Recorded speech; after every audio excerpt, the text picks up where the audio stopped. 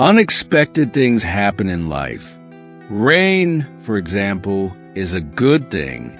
It waters our plants, provides water for livestock, and keeps the temperature cool and humid. But when that dark cloud catches you outside without an umbrella, it's never a good experience. So why don't we start crying when it rains? Because even though it's unpleasant, we've learned to expect it. Rain is unavoidable, something beyond our control.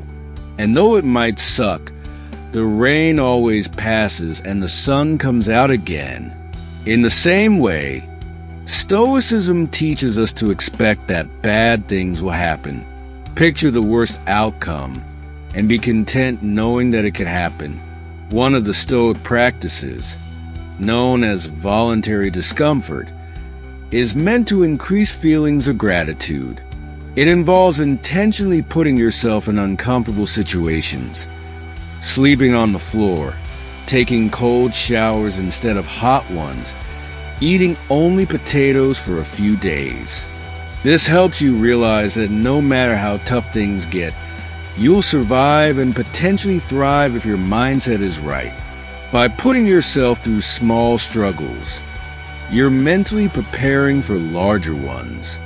In today's world, where advertisements constantly bombard us, telling us we need the latest gadget, the perfect body, or a certain amount of money to be happy, this message is more important than ever.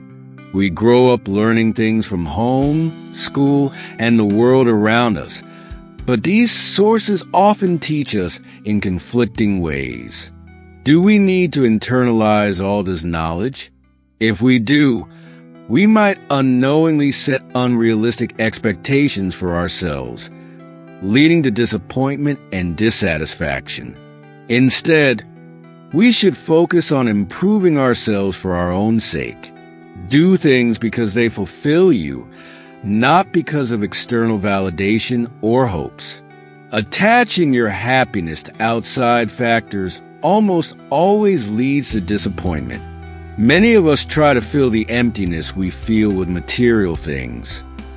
Fancy cars, big houses, or even relationships. But if we approach life this way, we place our happiness in the hands of external forces, forces that can fail. Cars break down, natural disasters wipe out homes, and divorce rates keep rising. Even the free things in life come at a cost, like mental and physical space. As Seneca once said, learning to live with less creates space for what truly matters. Stoicism teaches us to place our happiness not on what we have, but on our intrinsic value as humans. We must strive to keep a cool head no matter what life throws at us, because while we can't control most things that happen, we can always control how we respond. This is the essence of the dichotomy of control, a cornerstone of Stoic philosophy. Epictetus said, "The chief task in life is to identify and separate matters, so I can clearly say to myself which are externals not under my control, and which have to do with the choices I actually control." Stoicism teaches that we must separate what we can control from what we can't. Our value should come from things within our control. It's good to set goals, but breaking down when things don't go our way is, from a Stoic's perspective, pointless. Making YouTube videos, for instance, is much easier than being a Roman emperor, but it can still be challenging. You come up with an idea, research, scrap it, rewrite it, shoot the video, edit, make the thumbnail, title, and everything else before finally hitting upload. Everything up to that point is within your control. But once you hit upload, it's up to the YouTube algorithm. Despite this, many people judge their success based on views and subscribers, metrics that are beyond their control. Stoics, however, would advise us to judge our success based on the effort we put in, not on external results. Trust the process. Living with less means freeing ourselves from societal handcuffs. Think about someone working hard at their job for months, expecting a promotion. When they don't get it, they go home feeling like a failure.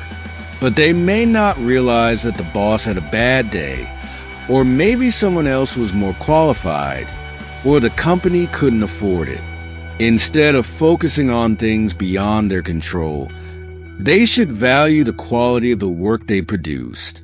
That way, they wouldn't see their goal as unachievable, just postponed. This reframing of your mindset is crucial. A true Stoic doesn't judge success by financial gain, but by knowing they can live a comfortable life without relying on material wealth. Stoicism emphasizes four main virtues: wisdom, courage, temperance, and justice. Wisdom is the ability to differentiate between what's in your control and what isn't, and to choose your reactions accordingly. As Viktor Frankl said, between stimulus and response, there is a space. In that space is our power to choose our response. Courage can be summed up in two words: persist and resist. Temperance, or moderation, means doing more with less. Stoics believe the limit of wealth should be having what is essential and nothing more. Justice, the most important of all the virtues, teaches that we should do no harm to others because we were all born to help one another. Nelson Mandela is a great